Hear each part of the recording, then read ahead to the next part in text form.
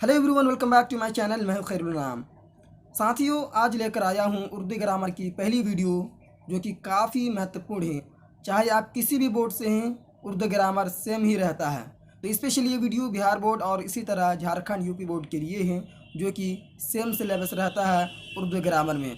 तो सबसे पहले मैं आपको सिलेबस बता देता हूँ कि क्या क्या पूछे जाते हैं। कलिमा की किस्म पूछे जाते हैं, इसी तरह माने के लिहाज से इसम के अक़साम, बनावट के लिहाज से इसम के अक़साम, सिफ़त मौसूफ़, इसम इल्म का अक़साम, इसी तरह फ़ेल फ़ाइल मफ़ूल, इसी तरह शेर व इस्तिलाहात, अदबी असनाफ़, नसरी और शेरी, ज़माना वाहिद, जमा तज़कीर व तानीस, इसी तरह मुतरादिफ़, अज़दाद, साबिक़ा और लाहिक़ा। तो चलिए आज की वीडियो में हम लोग जानेंगे कलिमा के किस्में, उसके बाद ऑब्जेक्टिव क्वेश्चन भी लगाएंगे।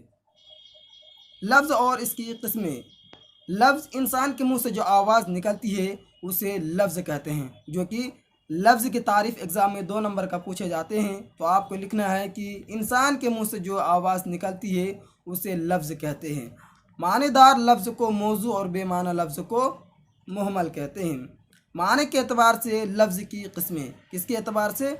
माने के एतबार से लफ्ज़ की किस्में। माने के एतबार से लफ्ज़ की 2 किस्में हैं। ठीक है, माने के एतबार से लफ्ज़ की 2 किस्में हैं, मौजू मुहमल। क्या क्या है? मौजू और मुहमल। तो चलिए मौजू और मुहमल की तारीफ़ देखते हैं। मौजू वो लफ्ज़ जिसके कुछ माना हो, जैसे सच, खाना, रोटी, किताब, कलम वगैरह। इसी तरह मुहमल वो लफ्ज़ हैं जिसका कोई माना ना हो। मुहमल वो लफ्ज़ जिसका कोई माना नहीं हो, जैसे वच, वाना, ओटी, विताब, वलम वगैरह। अगला है लफ्ज़ मौजू की किस्में। क्या है? लफ्ज़ और मौजू की किस्में। लफ्ज़ मौजू की किस्में। लफ्ज़ मौजू की 2 किस्में हैं। लफ्ज़ मौजू की 2 किस्में हैं, मुफ़रद, मुरक्कब। एक है मुफ़रद, दूसरा क्या है? मुरक्कब। मुफ़रद अकेले और तन्हा माना देने वाले लफ्ज़ को मुफ़रद कहते हैं, जैसे मकान, अंजाम, सोना, ख्याल वगैरह। इसी तरह दूसरा है मुरक्कब। वो लफ्ज़ है जो 2 से ज़ायद लफ्ज़ से मिलकर बनी और 1 से ज़ायद माना बताए। ईदगाह, देखिए 2 लफ्ज़ से मिलकर बना है। ठीक है। इसी तरह कुतुब खाना, अल्लाह का बंदा। क्या है? अल्लाह का बंदा। ये सब क्या है? 2 लफ्ज़ से मिलकर बना। अगला है कलीमा और इसकी किस्में। क्या है? कलीमा और इसकी किस्में। ऐसा लफ्ज़ जिसके कुछ माना हो उसे कलीमा कहलाता है। ऐसा लफ्ज़ जिसका कुछ माना हो क्या कहलाता है? कलीमा कहलाता है। कलीमा की 3 किस्में हैं। कलीमा की कितनी किस्में हैं? 3 किस्में। इस्म, फ़ेल, हर्फ। इसम किसी जानदार या गैर जानदार चीज़ या जगह के नाम को इसम कहते हैं, यानी कि नाउन, संज्ञा, जैसे किताब, कलम, ज़ैद वगैरह। फ़ेल वो कलीमा जिससे किसी काम का करना या होना मालूम हो और उसमें कोई ज़माना पाया जाए, कोई समय पाया जाए कि किस समय कौन सा काम हो रहा है। अगला है हर्फ। वो कलीमा है जो दूसरे कलीमों के साथ मिले बगैर पूरे माने ना दे। ये इस्म और फ़ेलों को आपस में मिलाता है। जब इस्म और फ़ेल आपस में मिलता है तब जाकर एक माना पैदा होता है, जैसे मैं, तक, पर, ना वगैरह। ये सब क्या है? हर्फ का मिसाल है। तो साथियों, यहाँ तक क्लियर होता है। अब हम लोग देखेंगे कलीमा की किस्में। इसी तरह माने के एतबार से लफ्ज़ की किस्में हैं। जितना भी कुछ हम अभी पढ़े हैं तो इन सब का ऑब्जेक्टिव देखेंगे। ऑब्जेक्टिव का पहला सवाल है कि इंसान के मुंह से जो आवाज़ निकलती है उसे कहते हैं। ए मौजू, बी मुहम्मल, सी लफ्ज़, इसी तरह डी है मुफरद। तो राइट आंसर हो जाएगा सी, लफ्ज़ कहते हैं। राइट आंसर क्या हो जाएगा? सी।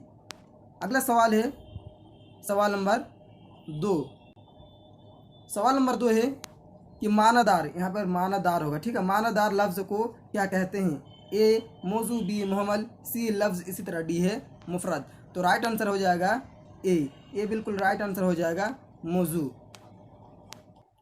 सवाल नंबर 3 है बेमाना लफ्ज़ को क्या कहते हैं? ए मुहम्मल, बी मौजू, सी लफ्ज़, इसी तरह डी है मुफरद। तो राइट आंसर हो जाएगा मुहम्मल। ए बिल्कुल राइट आंसर हो जाएगा। अगला सवाल है सवाल नंबर 4। माने के एतबार से लफ्ज़ की कितनी किस्में हैं? ए 2, बी 3, इसी तरह सी है 4, इसी तरह डी है 5। तो राइट आंसर हो जाएगा ए 2। सवाल नंबर 5 है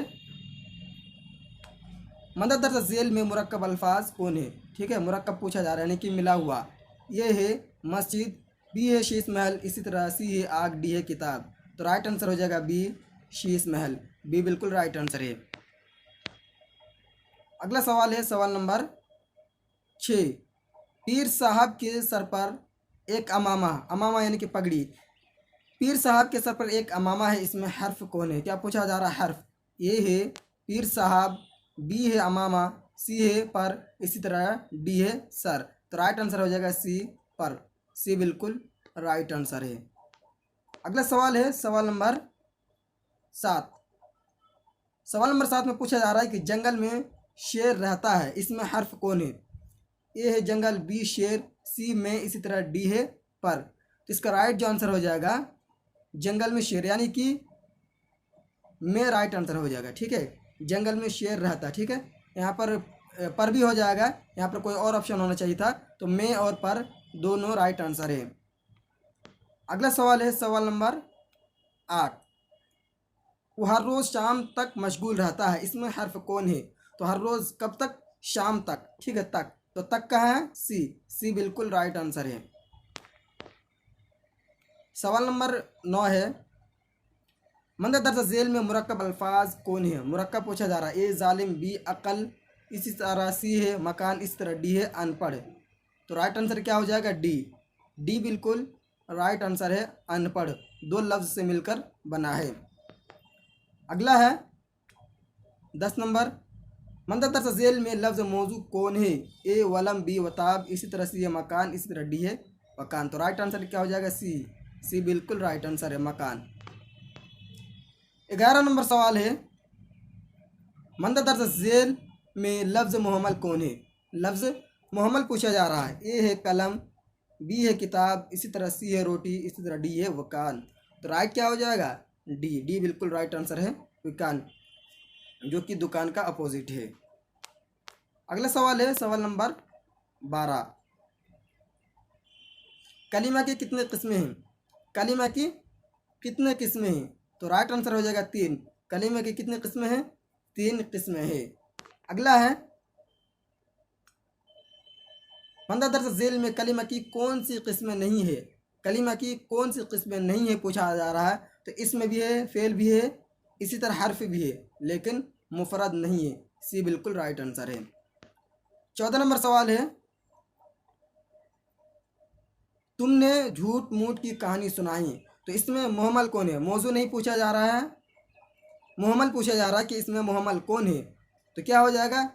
झूठ तो मौजू हो जाएगा, इसी तरह तुम भी मौजू हो जाएगा, कहानी भी मौजू हो जाएगा, लेकिन मूठ जो कि ये क्या है? मौजू नहीं है। तो क्या है? ये मुहम्मल है, इसलिए सी बिल्कुल राइट आंसर हो जाएगा। अगला है 16 नंबर सवाल मेहनत का फल मीठा होता है, इसमें हर्फ कौन है? मेहनत का। ठीक है, तो राइट आंसर क्या हो जाएगा? सी। सी बिल्कुल राइट आंसर है। अगला सवाल है 17 नंबर